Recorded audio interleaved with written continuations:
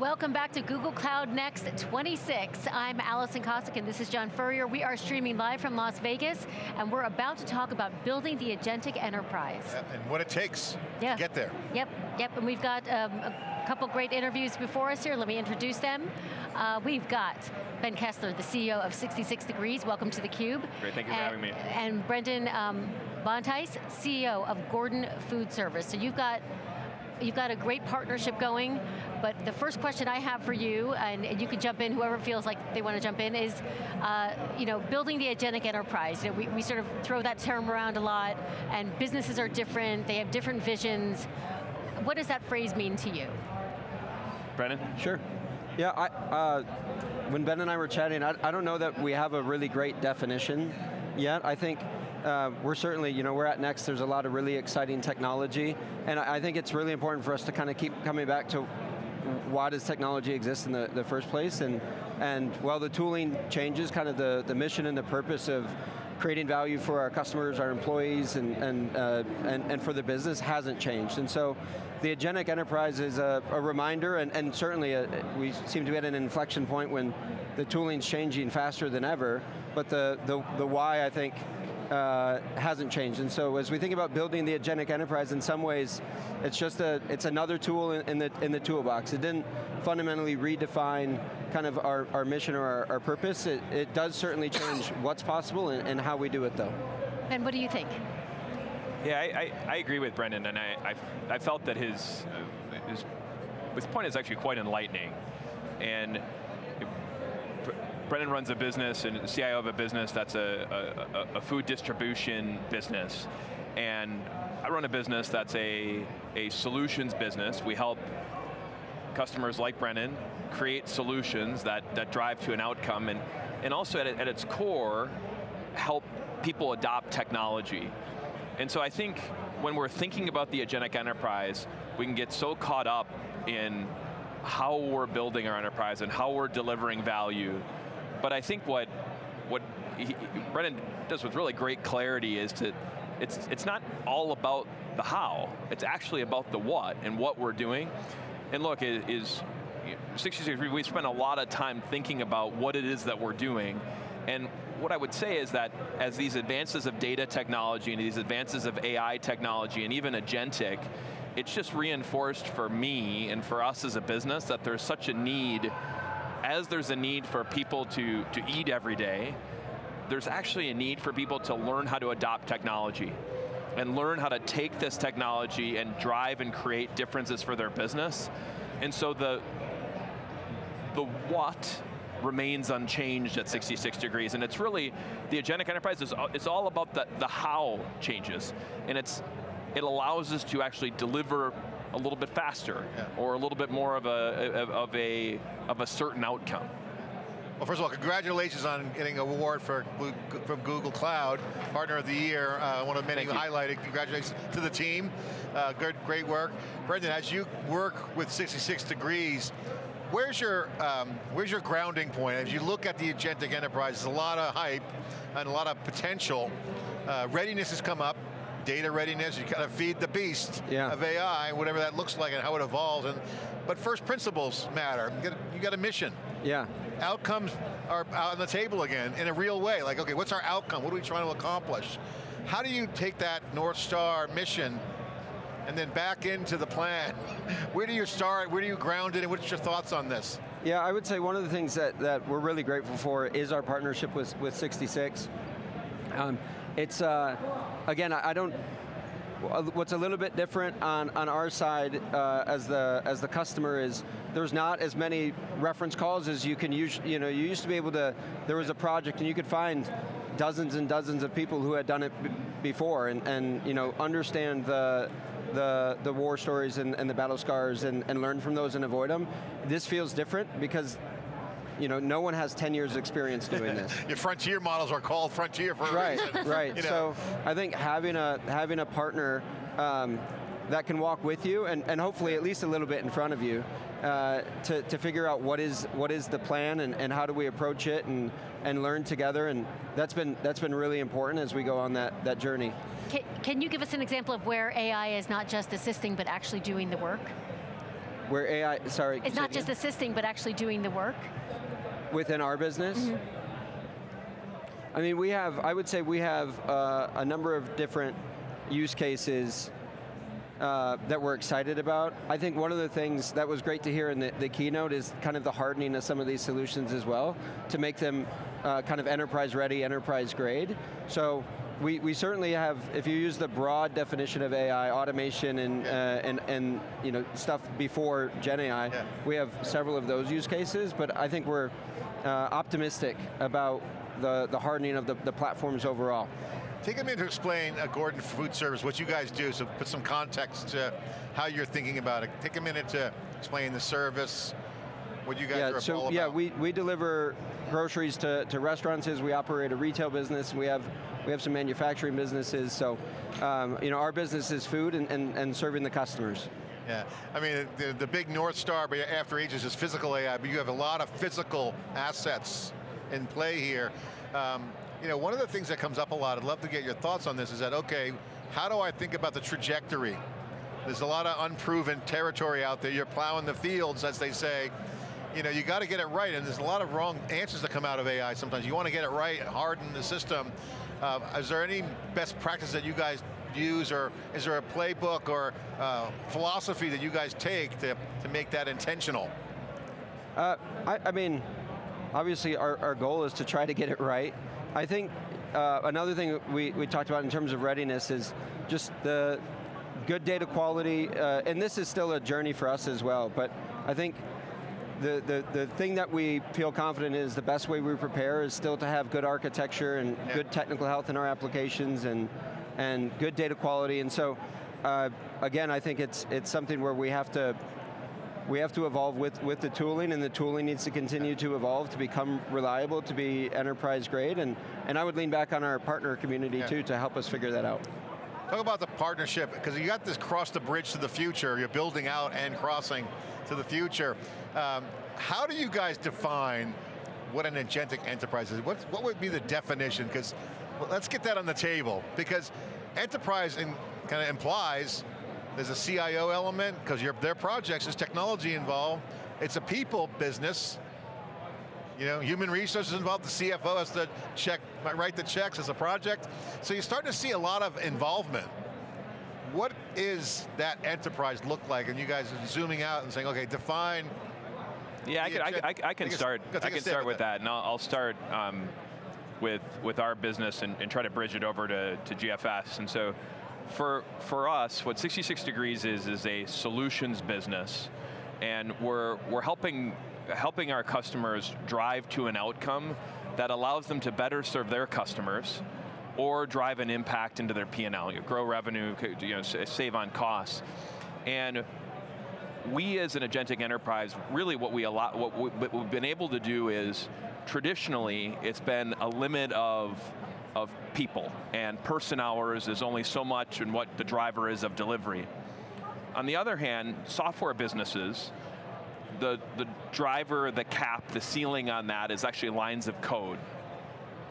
What we've been able to do is empower our people with agents and with AI to actually, eventually I think we'll 10x their capacity. At this point, we're 2 or 3xing their capacity.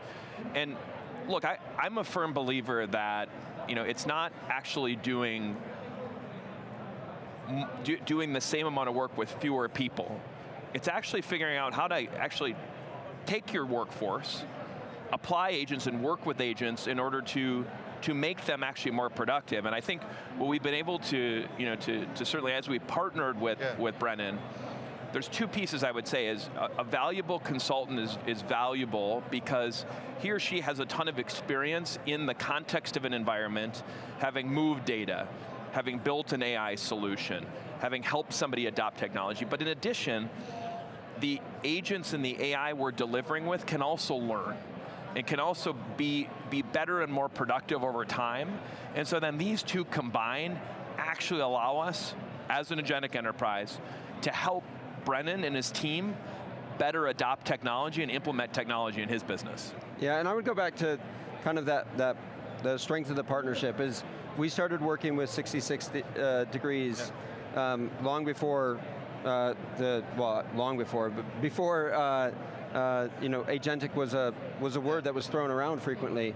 And I would go back to, again, some of the foundational work we did, getting our data ready, getting it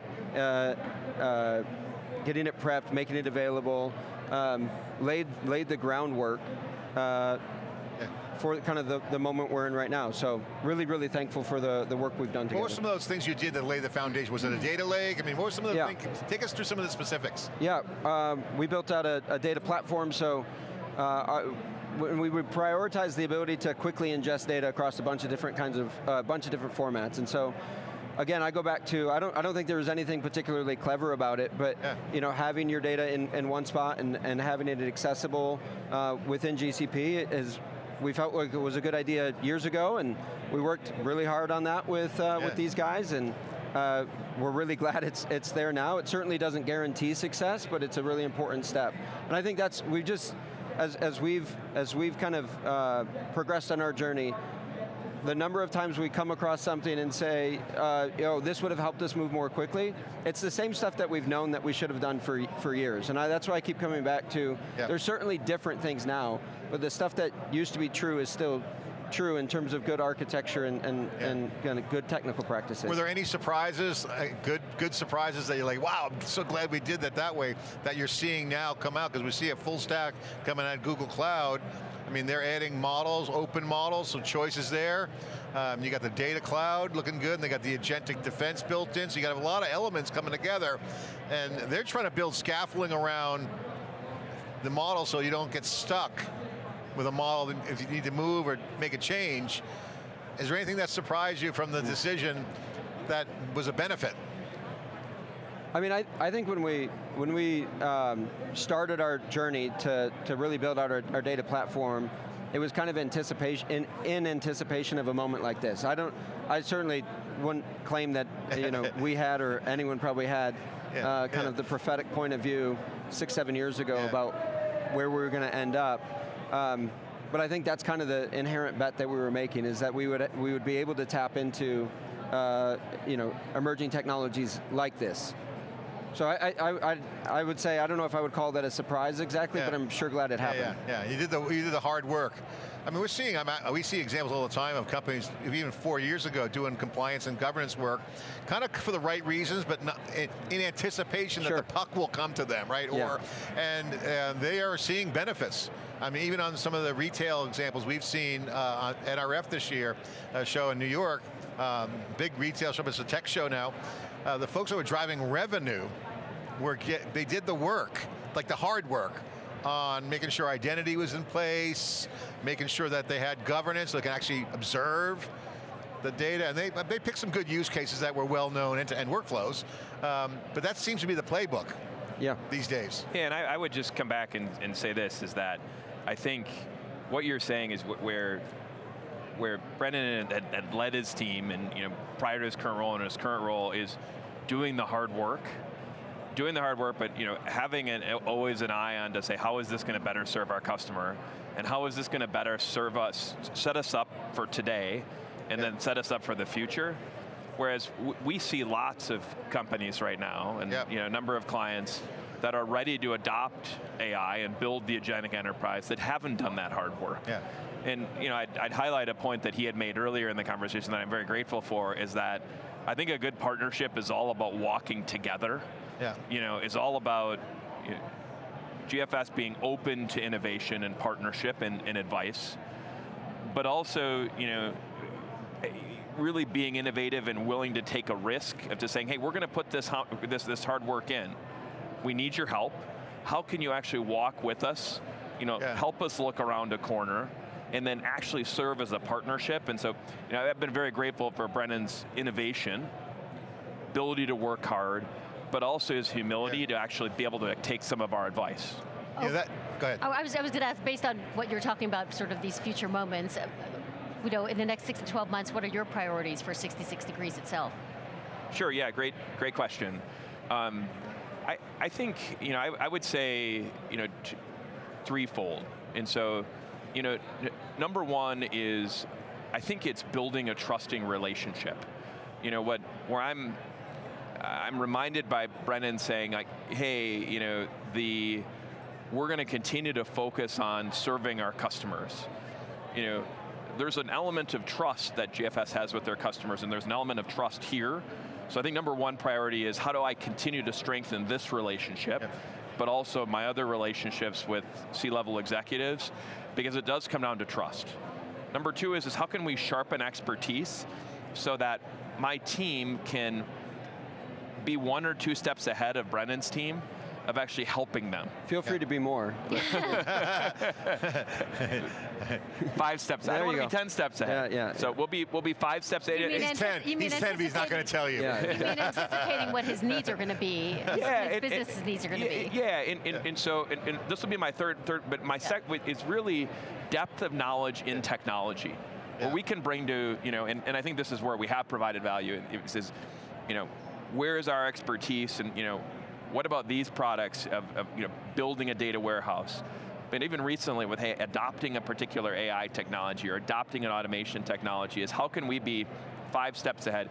But then I think the last piece is how can we actually understand some of your business and some of your business challenges or similar people in the space where we say, hey, it's not just technology we can help you be an expert in, but we can help you decompose a process in HR, in finance. And so I think that's what I would say our 3 priorities are for building partnerships like this. You mentioned walking together. One of the common cultural things we're seeing in this era is obviously hard work, we talked about that, is teamwork and partnership. Because partnerships are partnerships, teamwork is teamwork.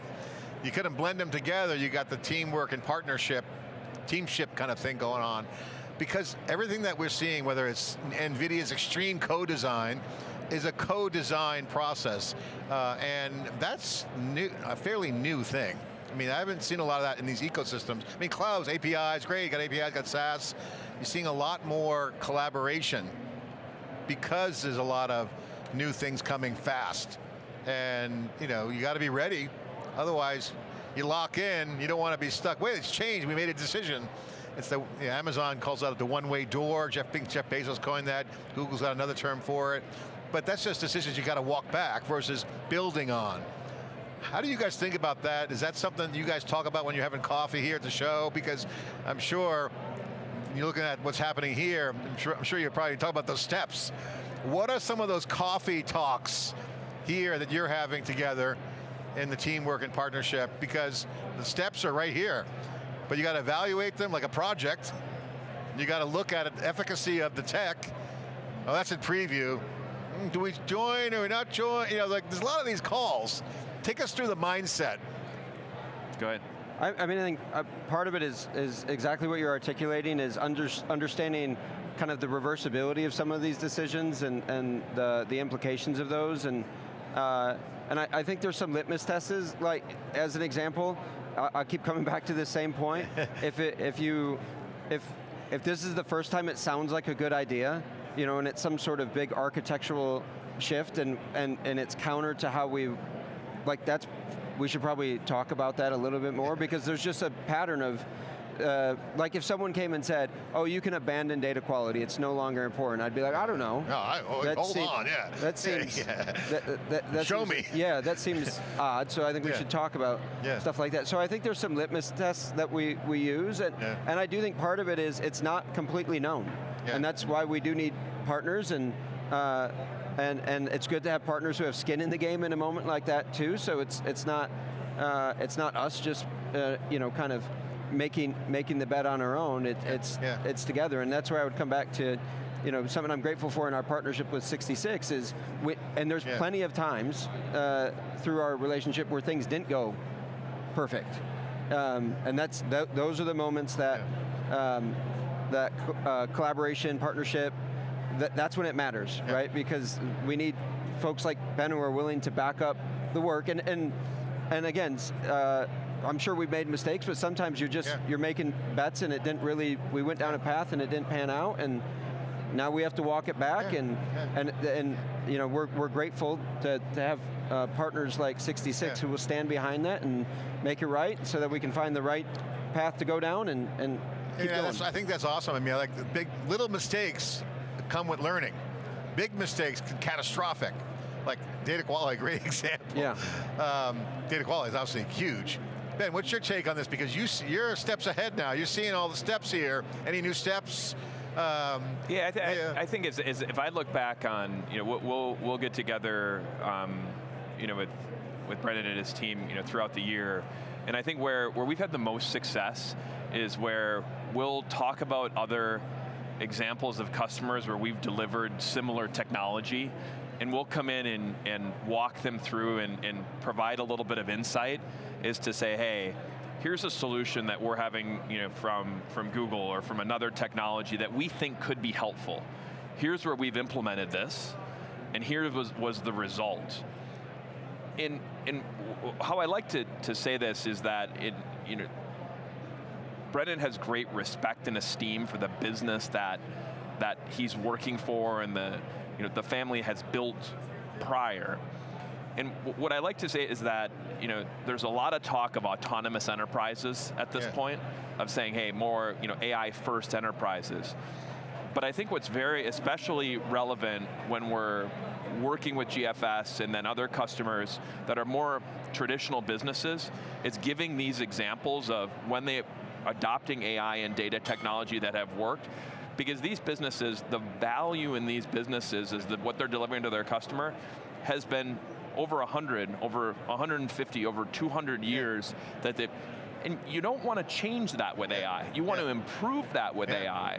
But there's a ton of value of the people that are working there, the processes, the data, and the more we can show, hey, similar businesses that are in your shoes, Brennan, that have adopted these technologies and been successful, I believe the more we can be not 2 steps ahead of you, but 5 steps ahead of you, There you go. bring you up to that level. Yeah.